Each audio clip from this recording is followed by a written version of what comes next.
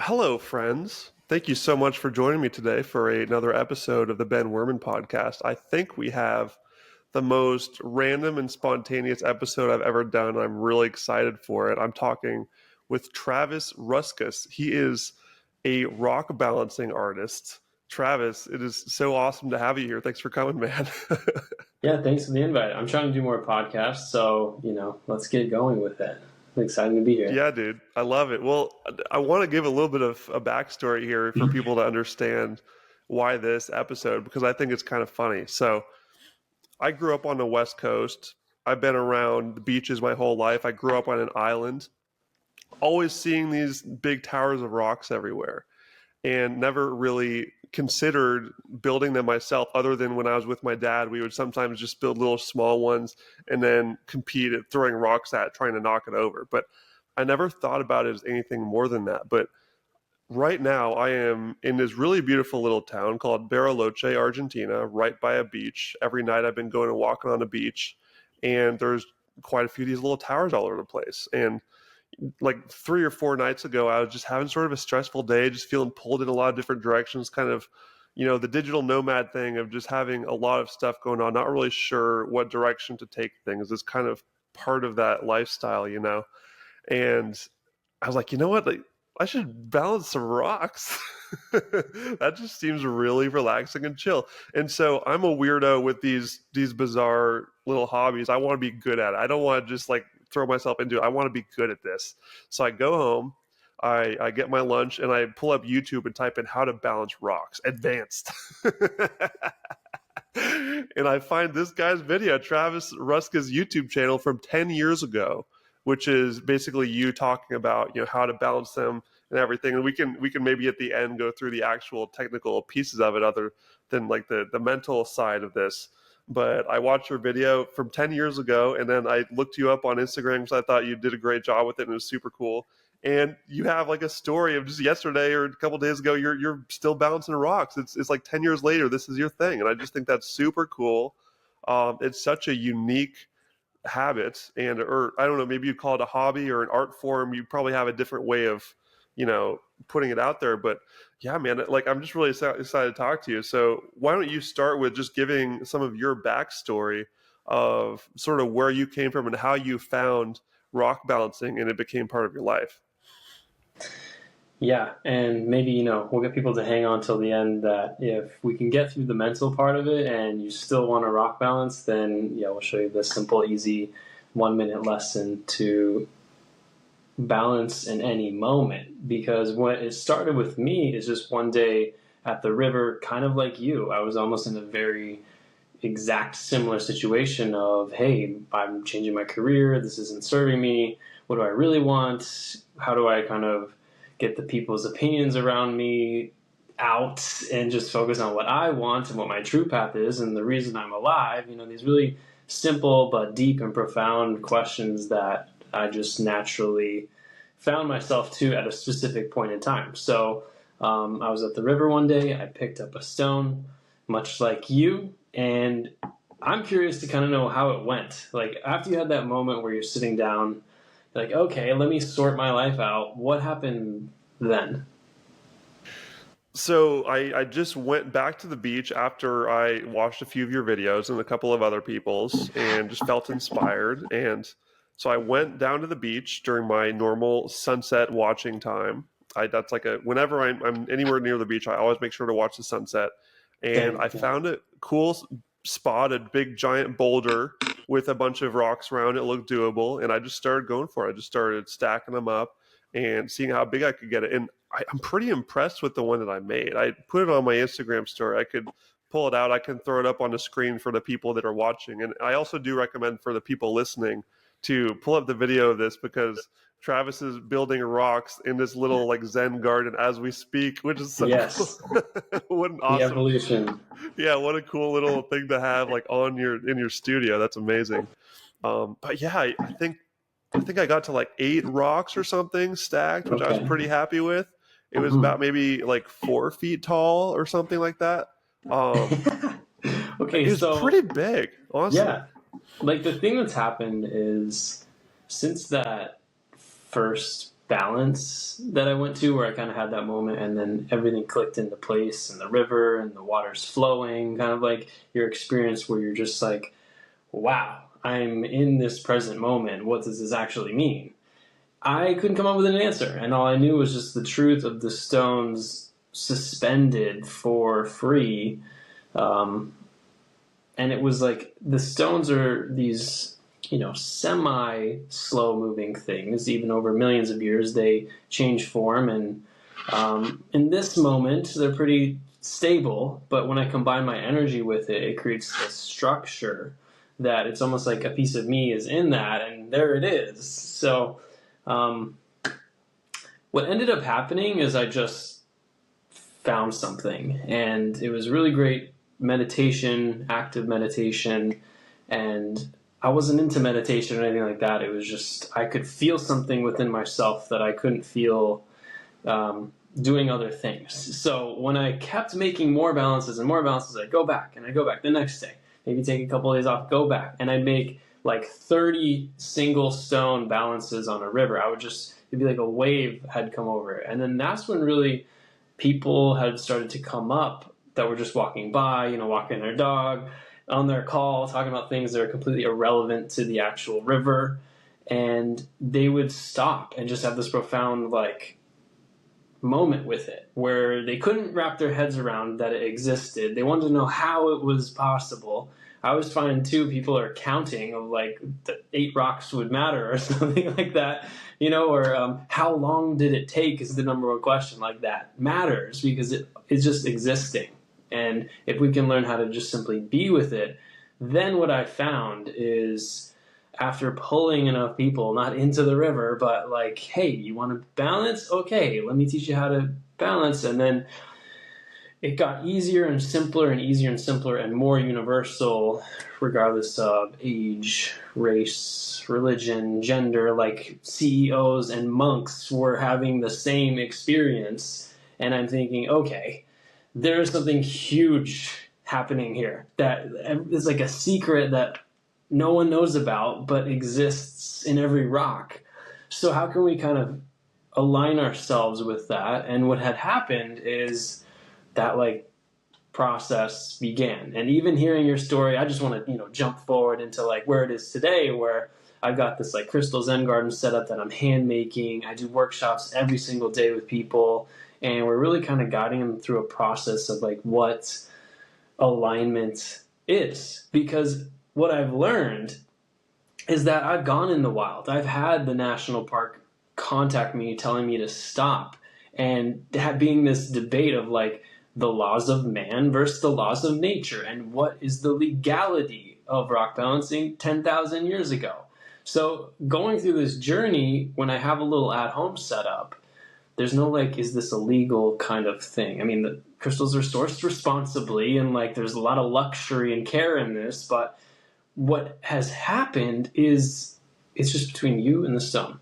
And it becomes this moment where you take a breath and you're just back in flow with time right now. It's not what happened 5 seconds ago or 5 years ago or what's going on in the future. You're just kind of locked in the present moment with it. So that to me has kind of opened the door of what this can be. And the more that I've been dedicated to it, the more I have people like you that are just outreaching saying, I'm so impressed that you're still doing this, that you're dedicated to it. And the first time I did it, it felt like I had done it 1,000 years ago, and then I could do it 1,000 more years.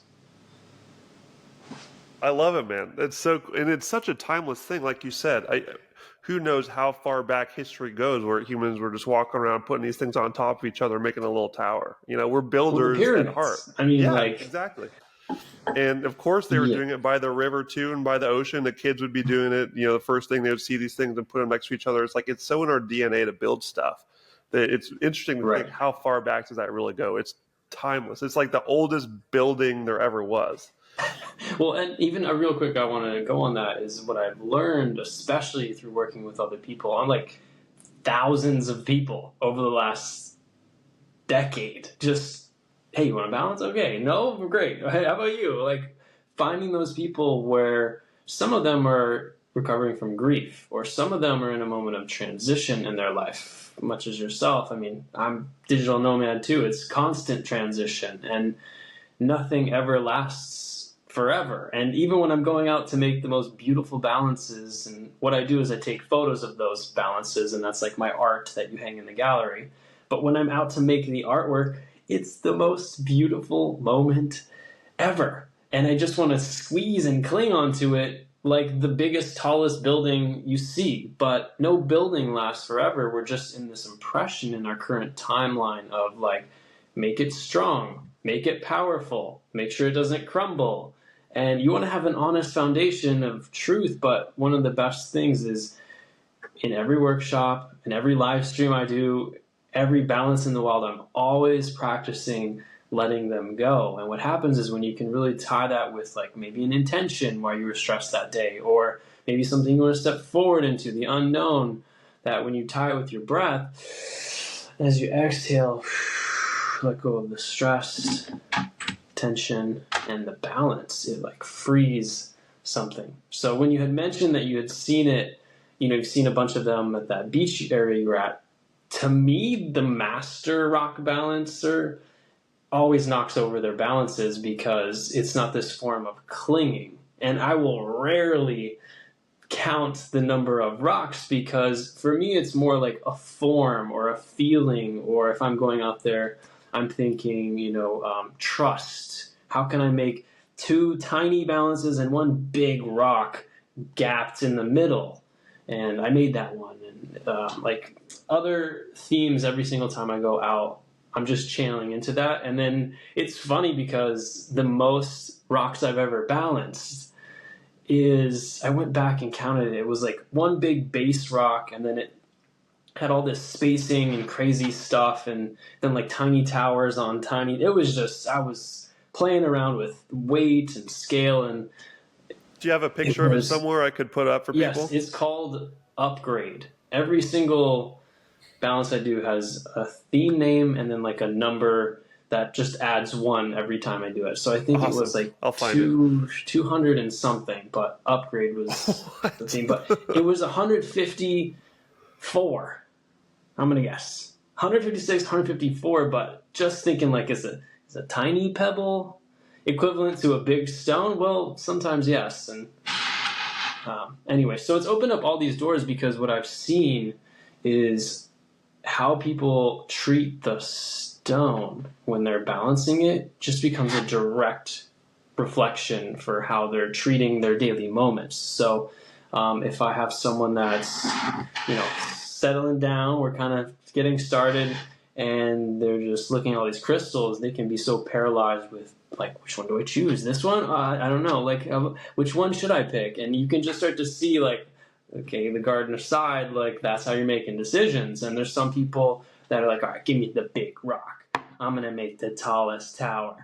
Don't touch it. And kind That's of thing. me. I was like, the ones I was starting with, like the first four were like big ones. I was like really lugging them up and like having to like heave them up onto this boulder because I just wanted to make it really tall. Right, exactly. It's my competitiveness coming in. Let's see how big I can make this thing. Exactly. And sometimes you'll have some tender little balances where you can just tell by the type of person, and they're just like very kind of neat and soft, and they'll just have like a little village that they're just kind of getting started with, and there'll be 10 little balances, and you can just see. I wish you could see what I've seen, knowing how people are acting through the stone. So the what I like to do is personality really comes out through it.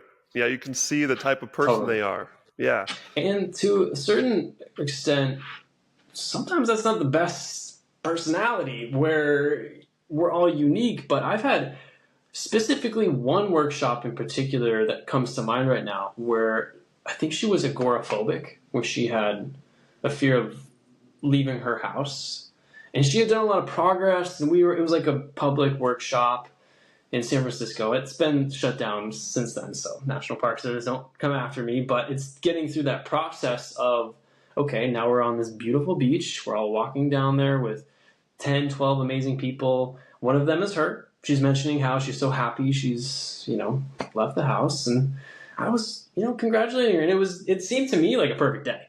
we're seeing the foreshadowing happen. But what happens is that I give everyone as a group like the balance lesson, then I tell them to kind of split off, go find your own little space, and I check in with each person and just see what they need. I give them like a minute. Okay, I can tell this person is dealing with perfection at the top, and like, what if you just threw that away and kind of sat with what it is? How would that sit in you? Could you work through that? Because then it's fine.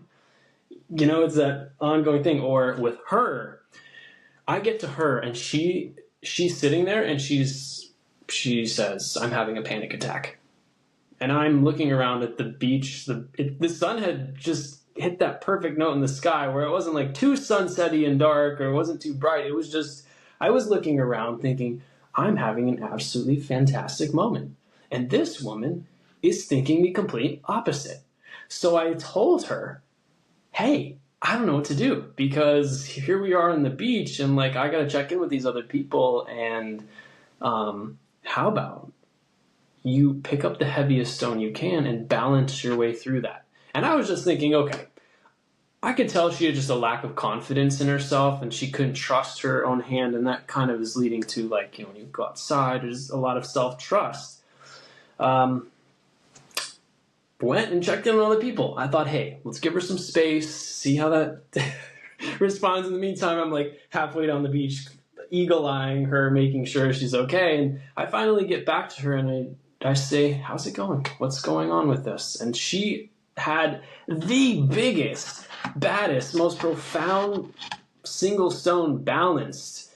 And she had this sense of freedom all over her, where she was the happiest person. She's like crying. She's like, thank you so much. And I was like, okay, easy with your knees, because she had it like right in between her, and we just want to make sure it wasn't going to hurt anything.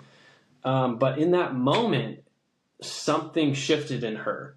And that was one of many, many other moments, because every single person on the beach that day in that workshop had something going on with them. So it's been really cool to bring this into like an indoor environment. I still do the most epic quests I possibly can, but to bring that ancient world into the modern four walls and the roof application shows us how 90% of the people I work with are like, I don't have time. How can I sneak this between meetings? The kids need my attention too. I can barely hit the pillow and take a breath. What do you mean you want to like sit down for an hour and do a workshop with me? Or what do you mean I should get one of these on my desk with all the paperwork? And for me, the coolest part of this lately, like today, is I get DMs, yes, from people like you to be on the podcast, so thank you for having me, but also from people who have got the Crystal Zen Gardens and are giving me like these little daily updates all over their paperwork to show me that they actually took a moment in their busy day and just reset.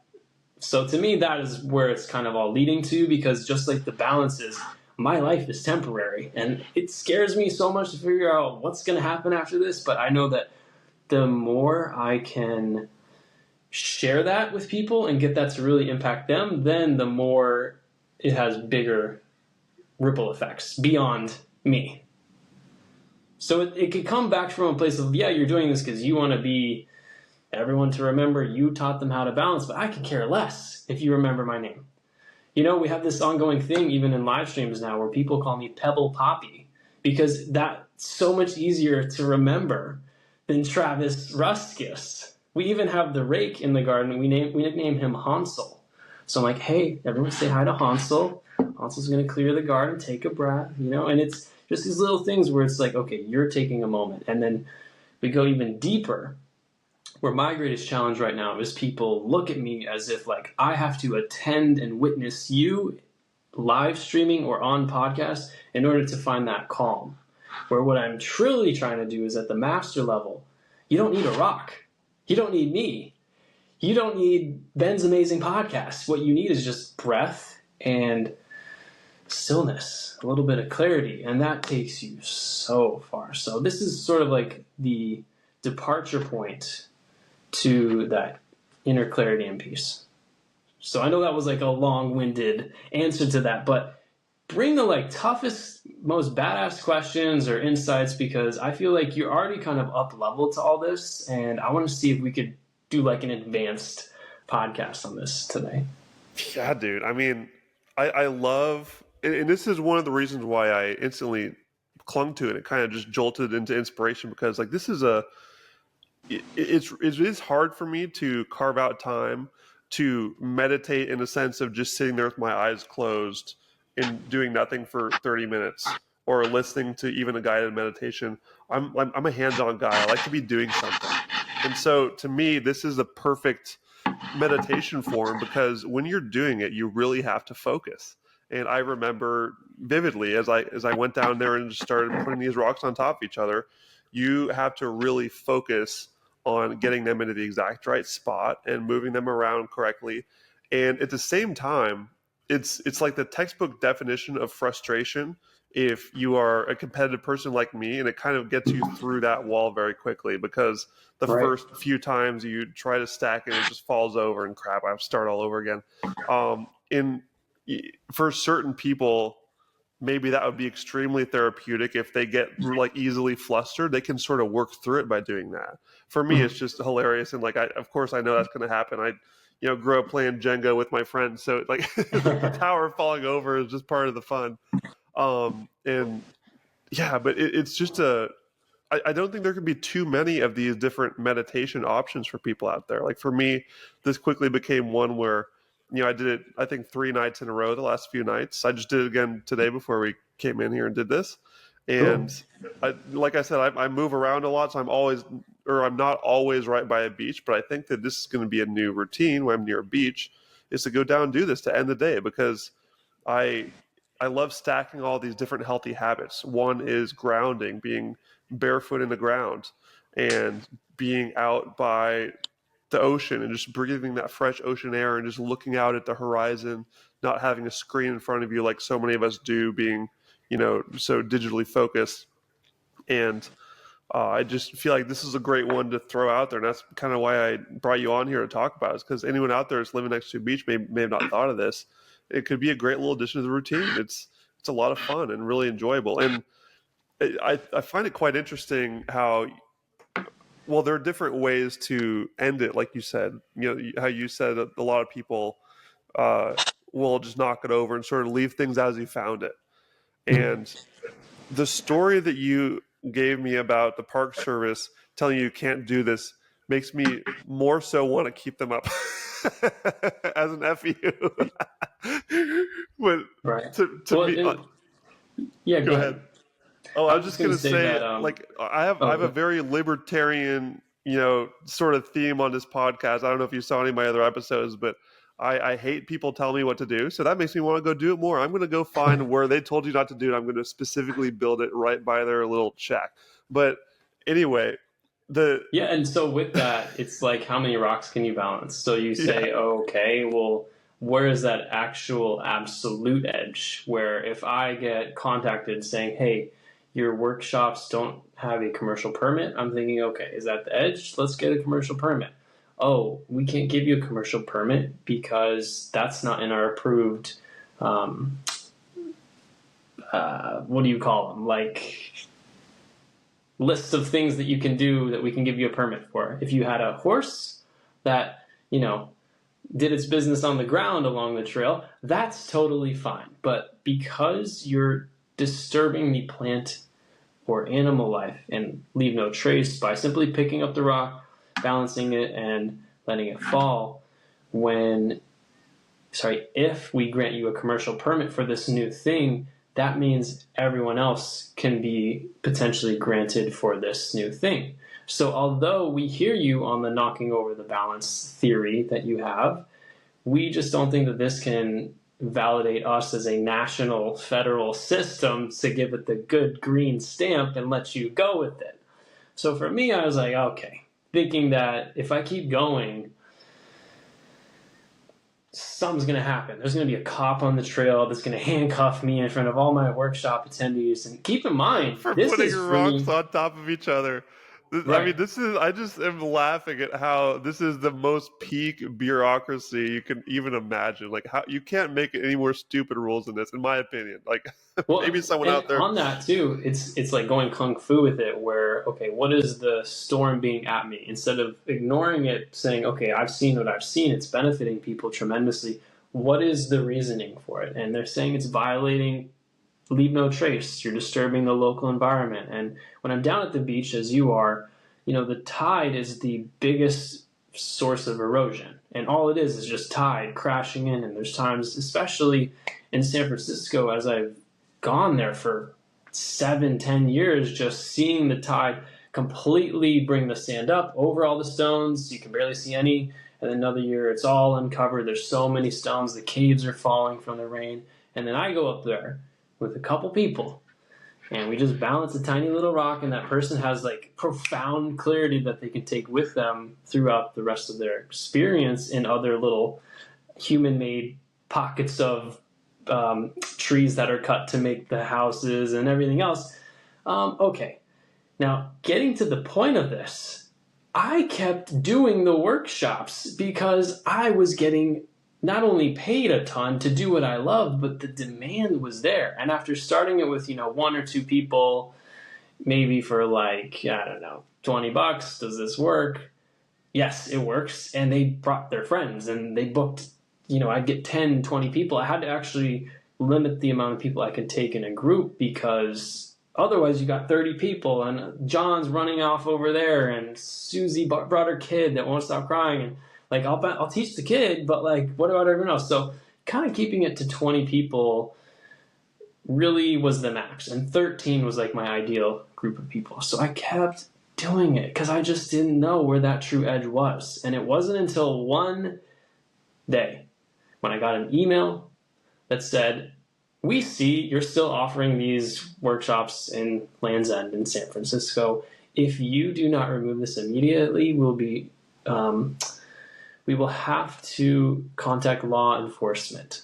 And that, to me, I was like, okay, you know what? I could keep going out there. We could keep doing this. Let's see if I really do handcuff me. But it was one digital reading that stopped me from doing that. So if you can think of, okay, is that the real limit of it? Am I done? Do I got to pack it home and just go find something else to do? Of course not. I went back out there and made more artwork, and I'm thinking, if it's not a workshop, at least I can do this on a personal level to make my art. And funny enough, the art that I made from that got published into a book from London saying, hey, we love your artwork that you're creating on the beach, and all of a sudden it's this big thing. The book is The Rock Balancer's Guide, by the way, little plug there. But what happened Tell us about that. You could just give it the spiel now or at the end, but that's super cool. You made a whole book about it. What that was is they said, all right, we're trying to do a book about rock balancing. We think you're a guy that knows a lot about that. And not just from a how old is a rock kind of thing, but like the mental wellness benefits and experience of that. And so for me, I said, okay, that sounds great. When do you need it? They're like, okay, 3 months. Can you do it? So Ben, if someone offered you, do you have a book?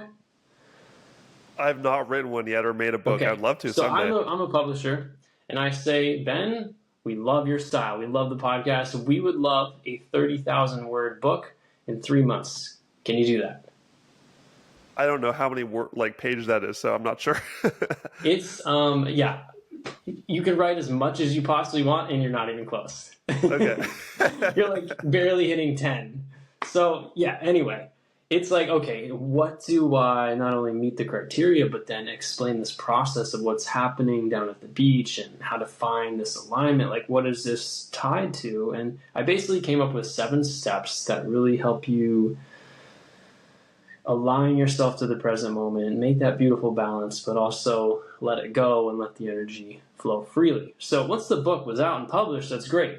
But then I realized, oh my God, there's 7 steps, and it's also perfectly tied to the 7 chakras in your body. And it becomes this process of grounding in, opening up the opportunity, believing that confidence center to pick up the stone and choose it. Then from there, it's finding that balance and peace so you're not overwhelmed, but like exactly that next step. Then, kind of where you're at here, the limits. When is it enough? Can I truly be satisfied And after that, it's the release and evolve, and really seeing this not as like a circle of every day is like a kind of start, finish, but it's the spiral just moving forward, and how you can really evolve that every single day. Wherever someone gets on that process where they're feeling, okay, like not a beaming, yes, that is me, that's where they have a little block, and we just focus in on that. So I have people now where I've actually recently this year expanded this into this balance program thing where it's 3 months with me. You get 7 sessions for 1 hour each, and we just unpack every single step. We go deep and we see which one feels great, which one needs to improve on, and then they're off to the races. So it's not necessarily like this is a 3-month process. It's a quantum level. Every single step is happening right now. We're just deconstructing with this process where you need some help, and also just getting back in touch of what that is like. Because ultimately, rocks aside, when I'm driving, I'm just thinking, okay, oh, someone cut me off, triggered. Instead of drowning in the anger, how can I really clear myself out? Does my heart feel tight? Am I stressed about where I'm going? And this person is a symbol of the blocks that I'm perceiving they're going to happen but aren't real. And you kind of can deconstruct things a little bit more after just spending a few moments with the stones. So my greatest adventure right now is just exploring the human brain to see how this impacts people of really high status. Because what happens when you teach like The Rock how to balance, Dwayne The Rock Johnson, okay, yeah, he's probably never balanced a rock, and he's big and powerful, and everyone knows at least of him. What happens when you teach that man how to find that alignment through a rock?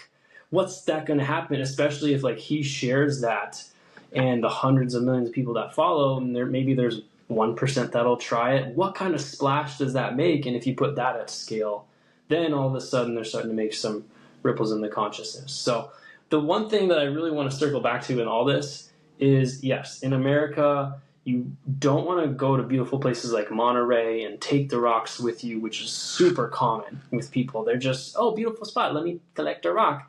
It's more, I'm in the environment and I'm deeply immersing and connecting with myself in this environment, and how can I leave it there?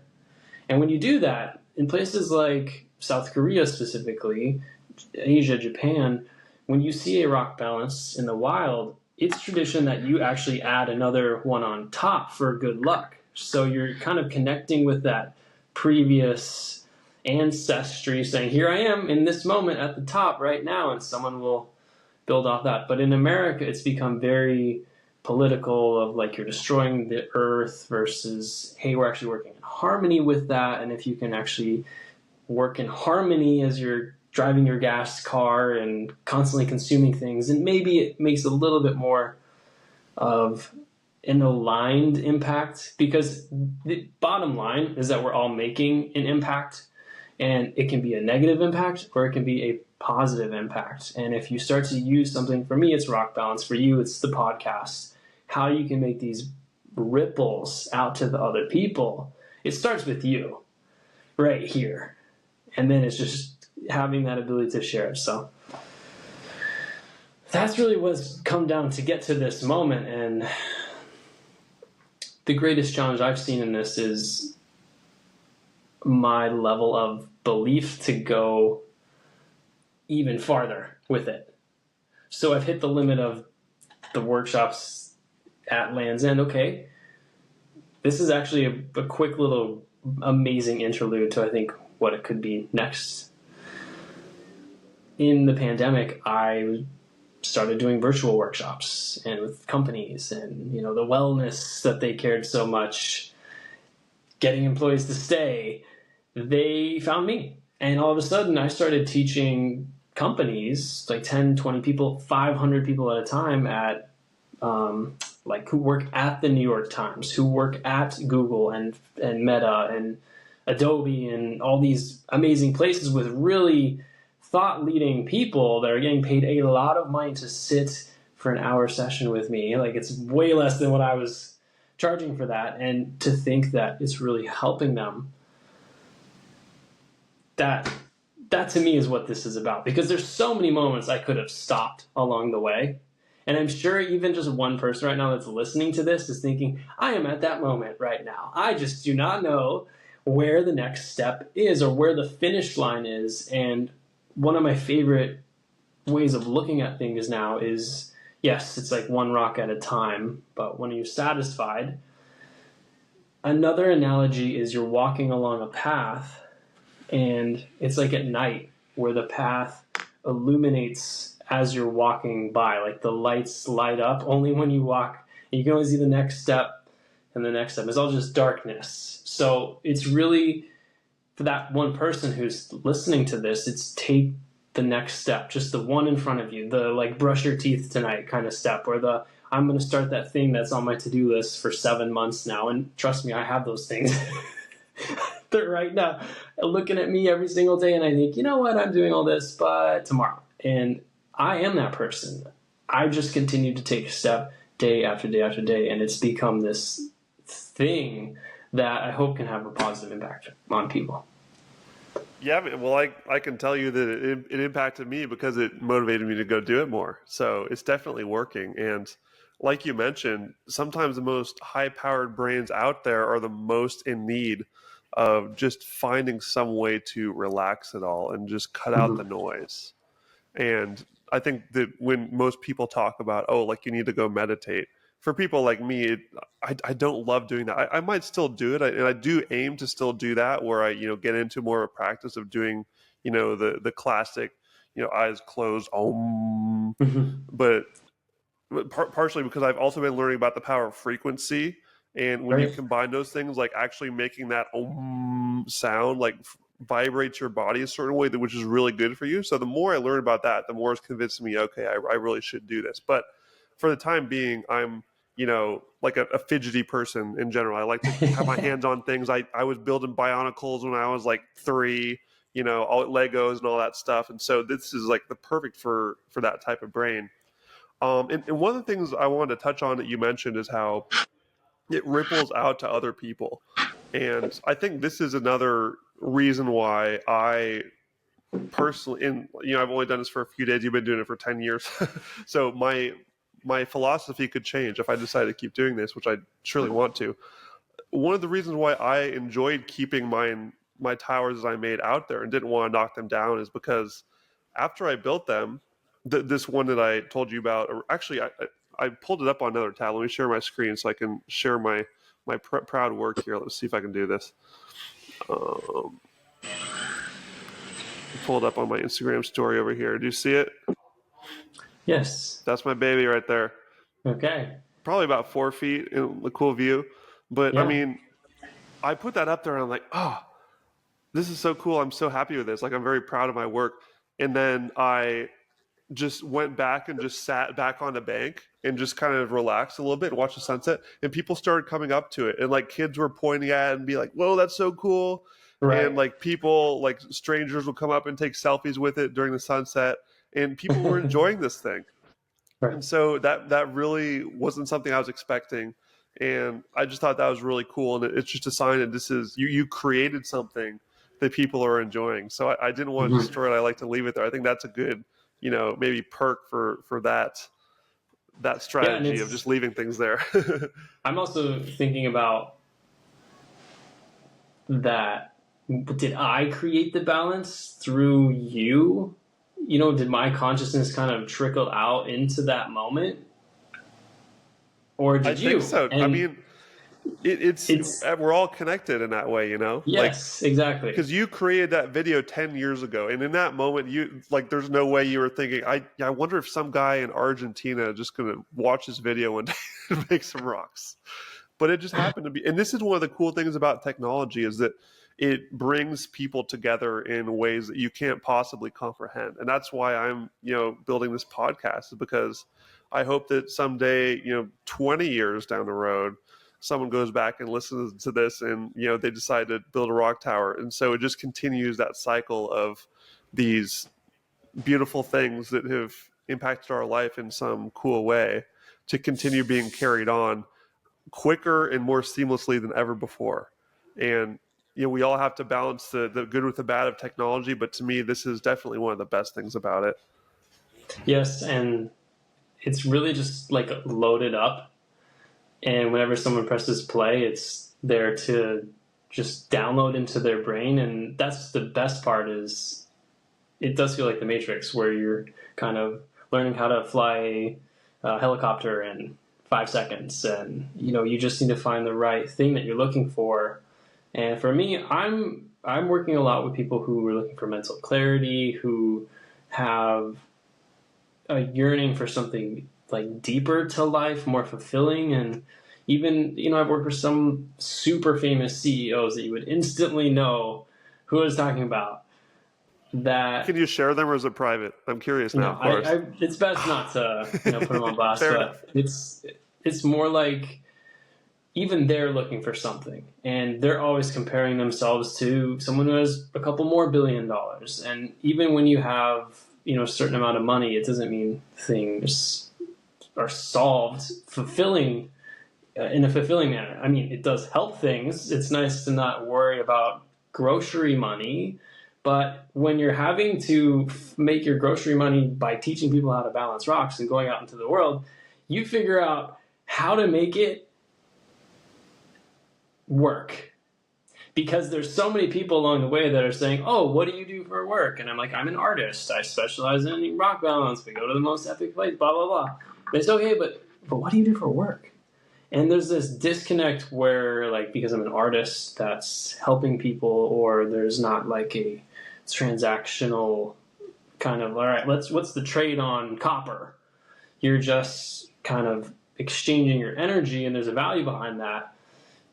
I found if I just put some sand and rocks in a tray, then call it a crystal Zen garden, get a little laser engraving on that, and make a high quality art piece that all of a sudden people are thinking, oh, okay, I'm going to get one. And then I'm going to add that to my meditation routine. And it's not just so much I'm out here balancing things. It's more, this is an ecosystem and a style of looking at the world that I'm just adding value to. So that's one of like the biggest things that's really changed for me over the last several years. Is before it's you're just sharing this out there with the entire world. And honestly, 10 years ago, I was talking to you, Ben, in Argentina. I was just on full blast saying, this needs to be known.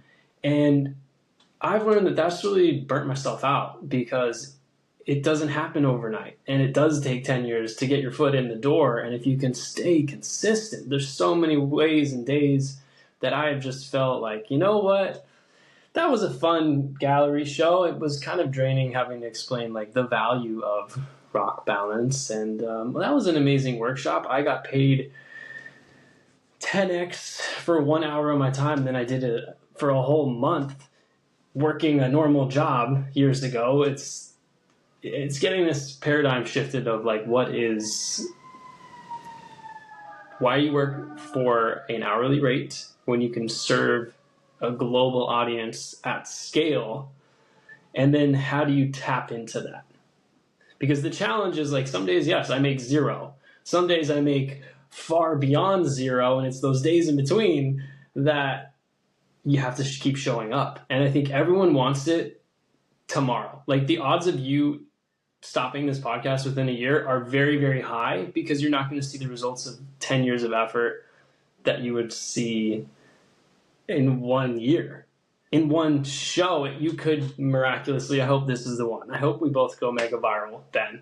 But the odds are is you take that 100% and just break it down into like 1% every day. And lately I've been trying to go maybe 2% every day to just give it that little extra oomph. But if I would have given that to my younger self, I think it would have been a lot more transformative.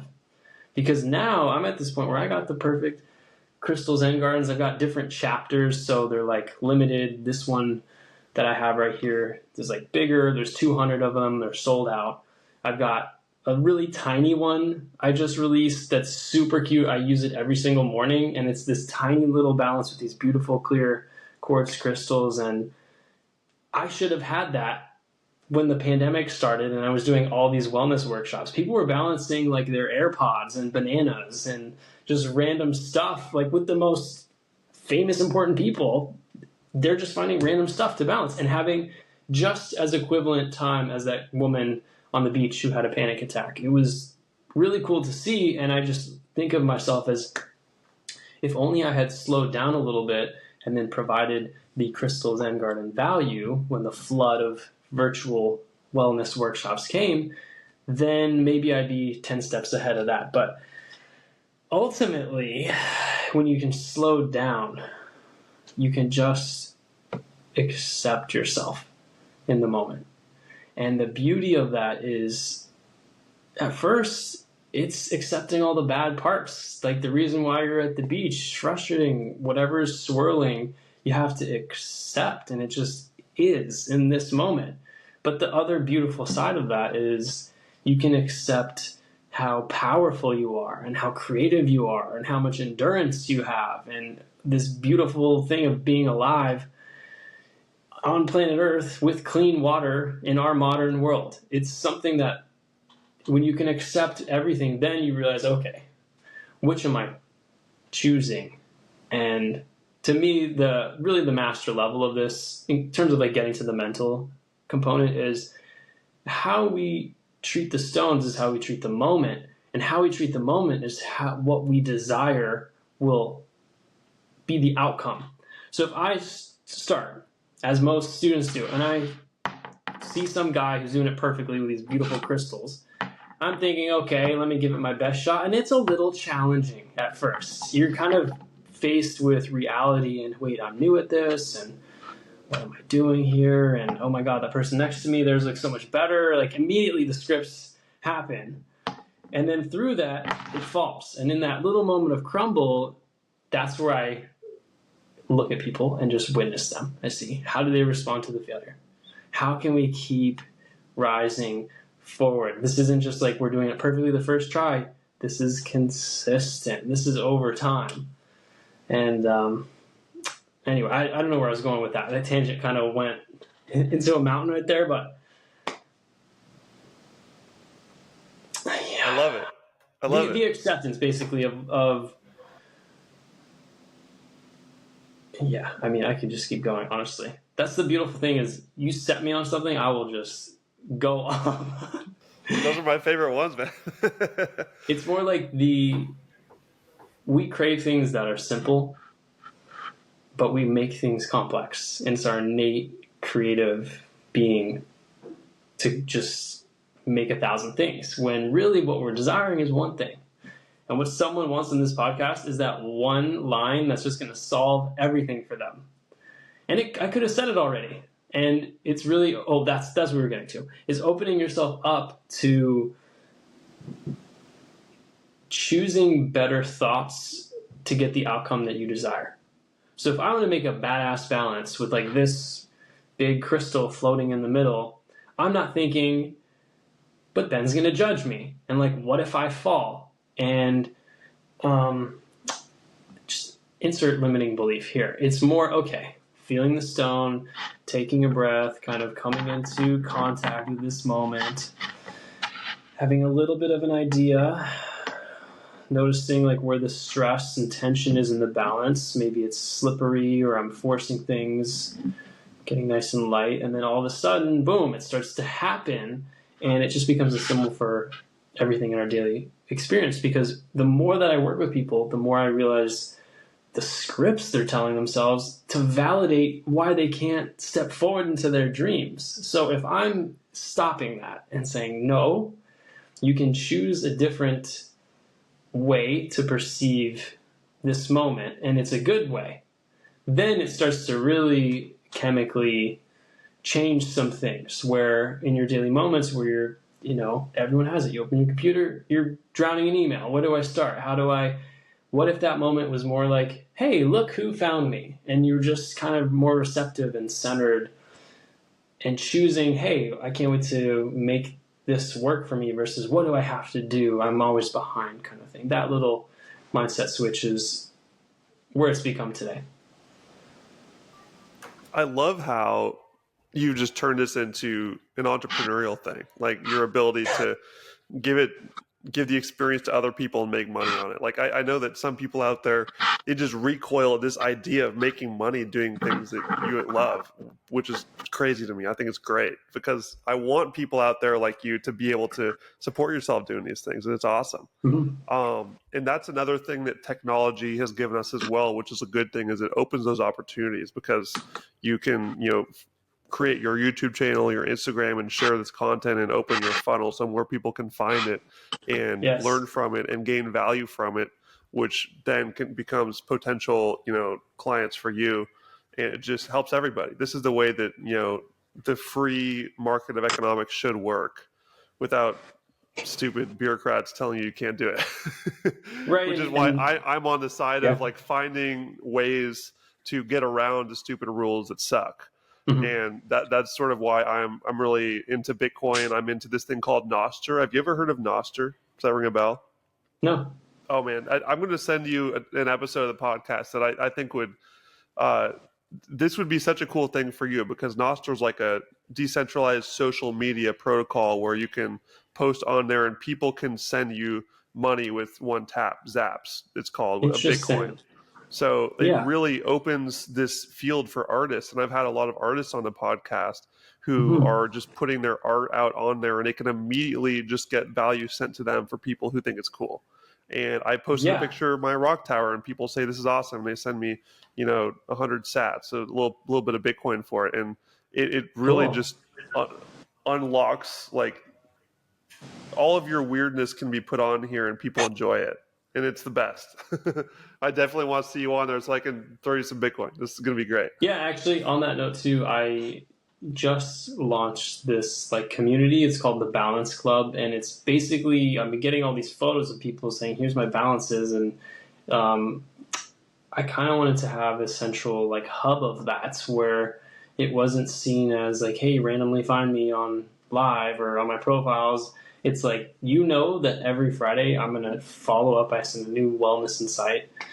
Today it was all about the 1 day quest and taking a day where you put your phone on do not disturb for 24 hours and you are just out there experiencing the day. And those little tips seem very, very simple and like, yeah, well, okay, private community, that seems stupid, but having something that every Friday someone can consistently know that I'm going to contact them and say, here's how we're going to take steps forward through, the art of balance and everything else, has actually transformed the way that I engage with community and has helped me be way more accountable and responsible for the messages that I'm sharing. It's not so much like what's the random post going to be and how can I help someone. It's more, hey, I'm really going to make sure that I show up for me so that they can show up for them. And yeah, that's been really incredible because now I have like, the merch tied to the Balance Club, and it really has nothing to do with money anymore. It's more like, hey, this would be cool to exist. And for so long, the money was a factor. Like this crystal Zen garden I'm using was far beyond what I or you or anyone listening right now thinks that 200 Zen gardens cost to create, not even to mention my time. And me doing that, stepping into it, selling them at a very high quality and high amount has created something that I realize it's not about the money. It's about how can I help someone who's very, very stressed, has all the money in the world, and has no time to meditate. Okay, let's put a little Zen garden on your desk, do a little balance in between your super stressful meetings, like one stone, and then tell me how it goes. And the feedback that I'm getting is not terrible. And I mean, you had mentioned something where it's great to have the internet and people supporting you and all that kind of stuff. Yes, it's also been really great to just get feedback, especially on things like TikTok Live or real-time community. I've had every person call me everything under the sun. I've gone from like Harry Potter when I would wear my glasses to, we got Pebble Poppy over here. I call my group the Balance Baddies because there's just nothing but baddies in there. Everyone's just a total baddie. And At first, when you're seeing all these comments roll and say this is fake, I'm just doing this for the money, or like they will try to find that one crack in the vase that can just you'll hang up the live and be like, you know what, I'm gonna go home and think about that a little bit more, because that was so spot on. There was one I remember that said, how can someone look like they're 20 and 60 at the same time, something like that. And I was thinking, wait, no, kind of accurate. So it's in those moments where that to me has also been an equally great lesson as like dealing with the National Park Service and the bureaucracy. You're dealing with just the streets and how are they responding? Like the people on the river, how do they care?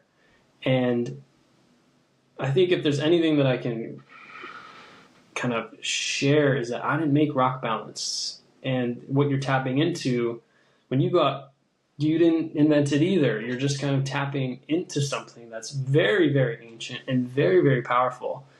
And for me, I'm just in the struggle of communication with the modern world, where it's how does this apply to what you saw at the Super Bowl, and like what's going on with the news, and did you see all that's, very important stuff, but it's also what about the natural world that we live in that's just been completely forgot about. So that's my process is, yes, having a warm shower and living these luxuries of modern human life, but also being able, this weekend I'm going out to the desert and I'm doing that one day quest. I'm going to go out there and just sit in the sand dunes and see what happens. And that is like, even just saying it, I know there's someone thinking, oh my God, I don't have time for that. Like that is going to happen never. But just doing one day of that per year can reset your whole nervous system on how you're treating the modern world, and it becomes less of a cage and it's more of like a tool, and you realize you can take your thumbs and communicate with anything on the planet. That's something that I'm just really passionate about, is the rocks. These are just,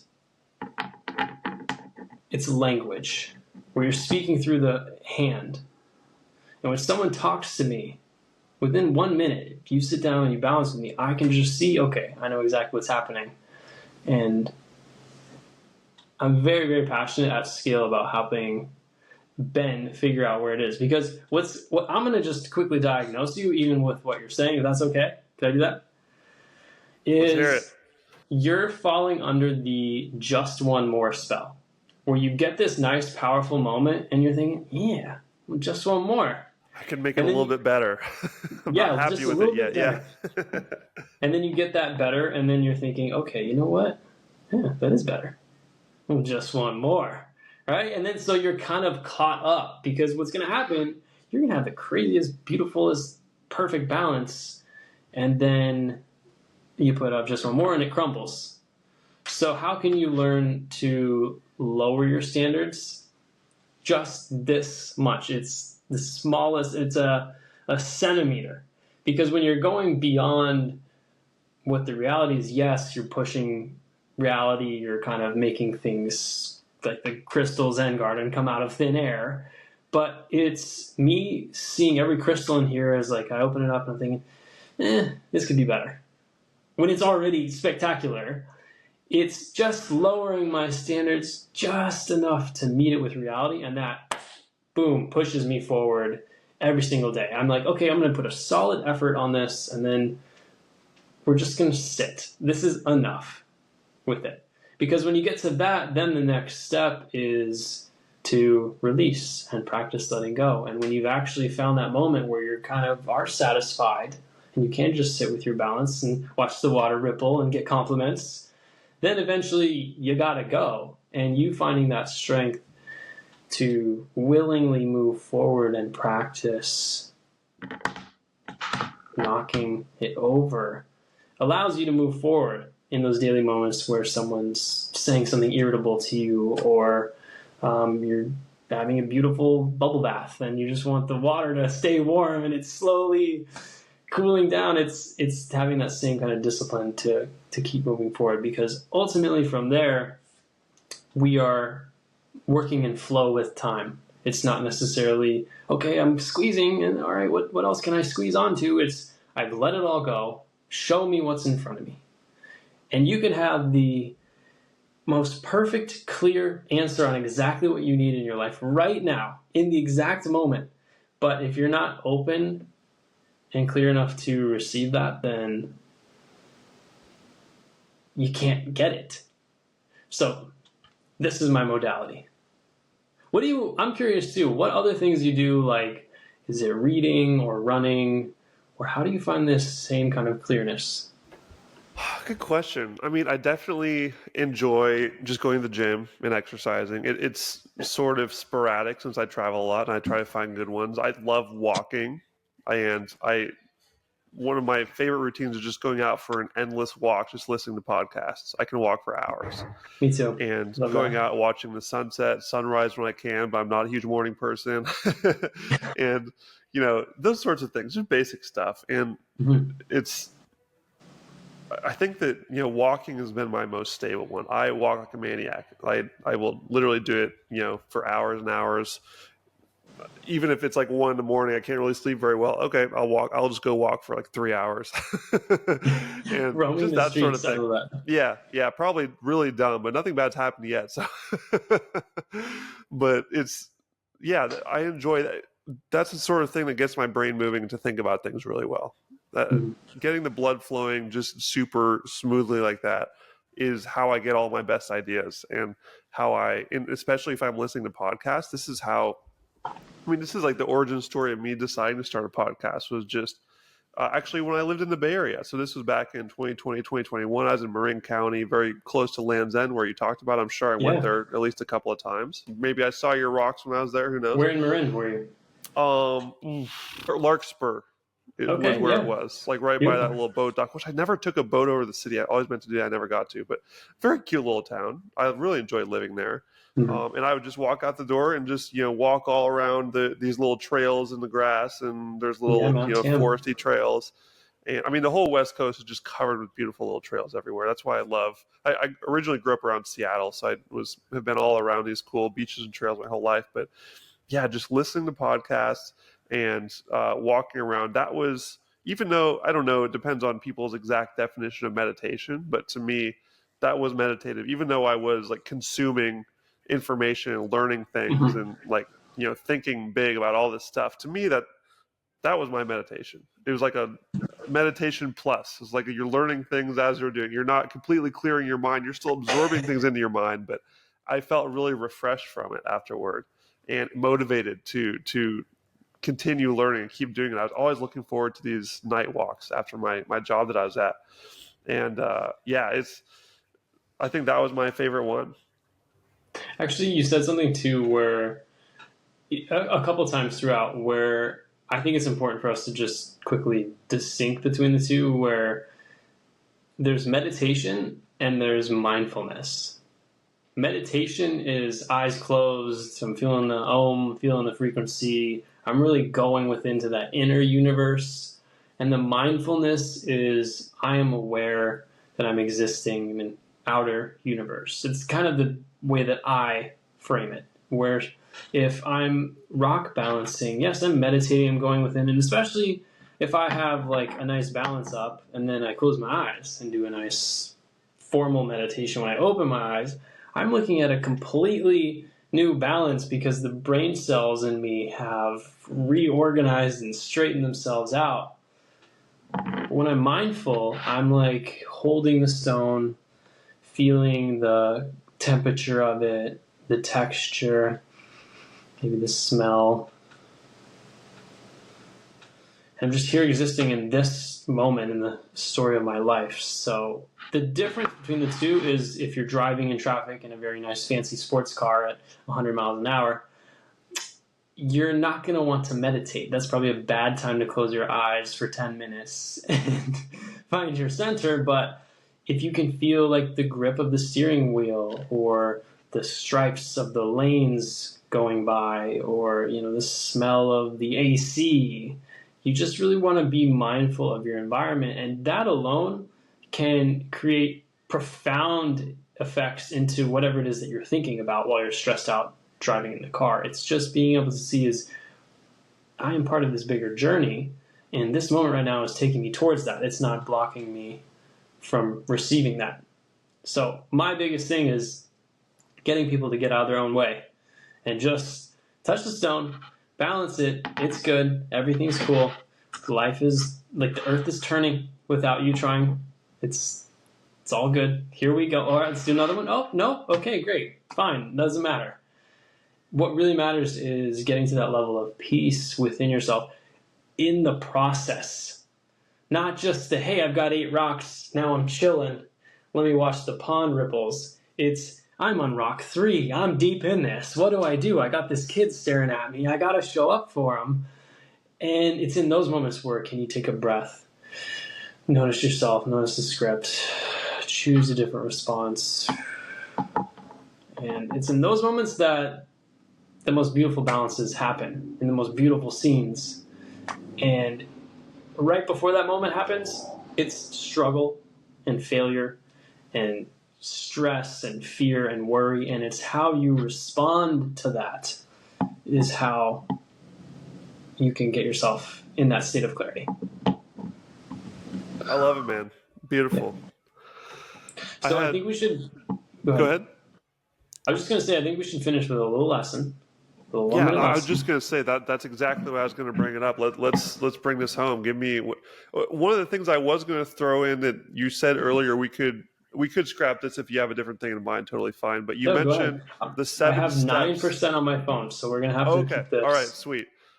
You mentioned the 7 steps and the 7 chakras and how they intertwine. Could you give us kind of a review of those steps? Yes, perfect. So step 1, the base of your spine, that is to breathe. And you're really just kind of grounding yourself, grounding your feet, your butt, where you're sitting, your back. You're just noticing, where am I? And as you rise up, that lower belly, the sacral, if we're getting chakra specific, that's really opportunity, and you're thinking of it like a balloon expanding. You can see all the different opportunities that you have in this moment. As you rise up into the belly, the solar, that's belief, that's getting that personal power, but also you see all the opportunities, and now you're starting to believe, to go after them. And as we rise up into the heart, that is where balance lives. So let's just do a little tutorial. There's a little, I like to say, the 2 fingers and a thumb, a little capiche, like a little triangle, yes. And you'll see that right in the middle of it, where your 3 fingers pinch, there's a little triangle. So you'll stick your other finger down on it, just like a rock would, and you're feeling around those 3 points of contact, taking a little breath. And even on a flat stone, you can balance it in your hand and see that's how it's, yes, with your phone. Boom. Balanced. Now what you can do is balance it on its nose, and you're kind of just pinching it, not necessarily gripping, but it's the same thing. You're just taking a breath and seeing, can it be done? The ultimate test. There you go. So the same thing applies on the stone. We're close. That's a good one to practice at home. I can only imagine how many people just tried to balance their phone. You have like a rough surface, and then you want to find where that little 3 points of contact are. Those points where it just locks in place. Where you have stability. Yep.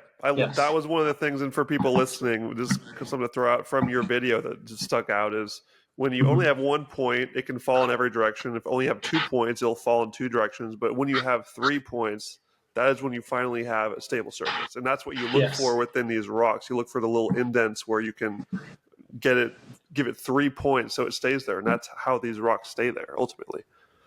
And if you want to go real simple but advanced, if you alternate between rough and smooth, it kind of allows things to grip into place a lot more. So that's how you can get some of those really crazy balances. But when you get there, where's the limit? And sometimes, like, I've had the most beautiful moments where I have this epic balance and I have this tiny little rock in my hand that won't quite do it, and I just take it off, flick it into the sea, and I'm just happy with what it is. So, with this, man, it's been a great episode. I'm like, yes, so grateful that you decided to reach out, and I think it can really impact just like at least one person, and you never know what that really can do. It doesn't matter about like the quantity of viewers, and for me, I'm really obsessed about quality and everything I make, everything I do. It's not just about like another thing. It's maintaining the highest experience that you possibly can, even if it's just taking a walk at 3 a.m. I'm thinking, okay, I'm in this moment. Let's put on a nice podcast and kind of feel the rain coming down. Or it's not necessarily, hey, I'm just like thinking and worrying and stressing. It's how can I take what I'm thinking and worrying, stressing about, and find the alignment in that. absolutely, dude. It's been a huge pleasure having you, man. Really glad we could talk about this. We successfully talked about rocks for over an hour, and I'm at 1% too, so we might have to end this here. Sweet, dude. Hey, it was so awesome meeting you, man. I'm looking forward to keeping in touch, and we'll keep following your content, and we'll talk soon. Yes, Ben, thank you so much. Have an amazing day.